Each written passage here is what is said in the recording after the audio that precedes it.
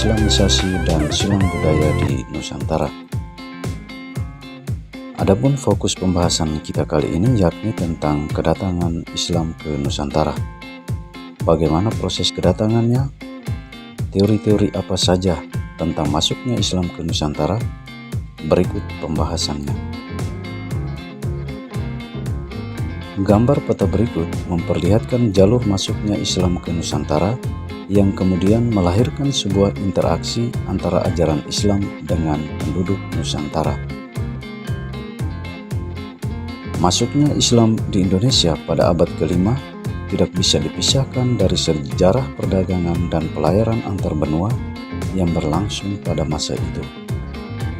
Meskipun demikian, para ahli masih bersilang pendapat tentang bagaimana proses masuknya budaya dan agama Islam tersebut. Ada beberapa teori yang berkembang dan disertai dengan fakta-fakta pendukungnya. Yang pertama, teori Gujarat. Tokoh-tokoh yang mendukung teori ini adalah para ilmuwan Belanda seperti J. P. Nepel dan Snoep Boergrond yang mengatakan bahwa pembawa agama Islam ke Indonesia ialah orang-orang Arab yang sudah lama tinggal di Gujarat, India.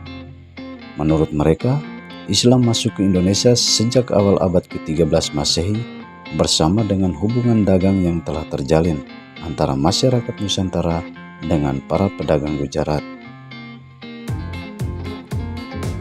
Teori Gujarat ini didukung oleh beberapa bukti. Yang pertama, batu nisan Sultan Samudra Pasai Malik Al-Saleh dan batu nisan Syekh Maulana Malik Ibrahim di Gresik memiliki kesamaan dengan batu nisan yang berada di Cambai, India.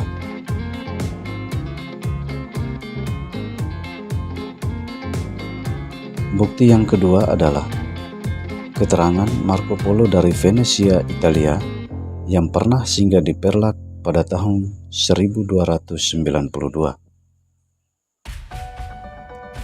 Ia mengatakan bahwa di Perlak sudah banyak penduduk yang memeluk Islam dan banyak pedagang Islam dari India yang menyebarkan ajaran Islam. Teori yang kedua adalah teori Persia. Adapun pencetus teori Persia adalah Husain Jayadiningrat. Pendapatnya didasarkan pada kesamaan budaya dan tradisi yang berkembang antara masyarakat Persia dan masyarakat Indonesia. Teori ini didukung adanya beberapa bukti. Bukti yang pertama adalah peringatan 10 Muharram atau Asyura atas meninggalnya Hasan dan Hussein, cucu Nabi Muhammad, yang sangat dijunjung oleh orang Syiah Islam Iran. Di Sumatera Barat, peringatan itu disebut dengan upacara tabuik atau tabut, sedangkan di Pulau Jawa ditandai dengan pembuatan bubur syuro.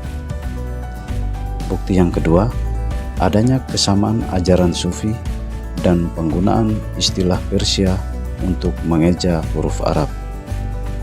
Sementara bukti yang ketiga adalah adanya kesamaan seni kaligrafi pada beberapa batu nisan dan adanya perkampungan leren di Giri daerah Gresik. Teori yang ketiga adalah teori Mekah. Teori Mekah atau teori Arab menyatakan bahwa proses masuknya Islam di Indonesia berlangsung sejak abad ke-7 Masehi. Islam dibawa para musafir Arab atau Mesir yang memiliki semangat untuk menyebarkan Islam ke seluruh belahan dunia. Adapun tokoh-tokoh yang mendukung teori ini antara lain Van Leur, Anthony H. Jones, T.W. Arnold, Buya Hamka, Naquib Al-Atas, Kaiser, dan M. Yunus Jamil. Teori ini didukung dengan 3 bukti utama.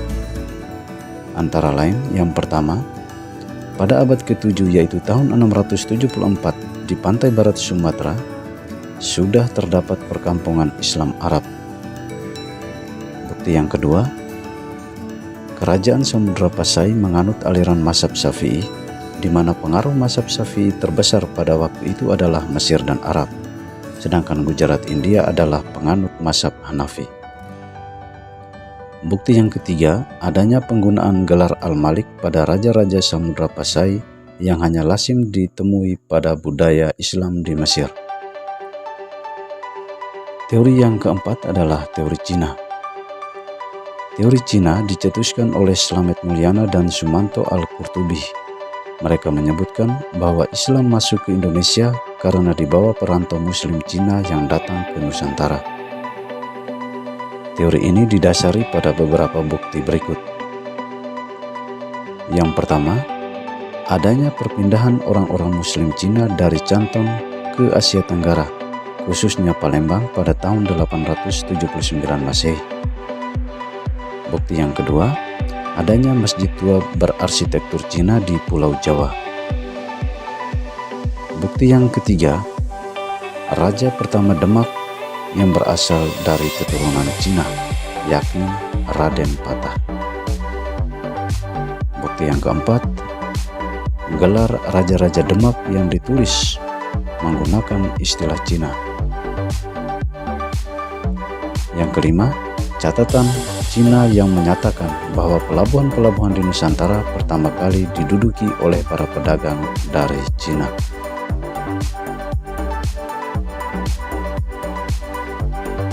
Para pembelajar sejarah Indonesia sekalian, pada dasarnya semua teori tersebut masing-masing memiliki kelemahan dan kelebihan tersendiri. Tidak ada kemutlakan dalam masing-masing teori tersebut.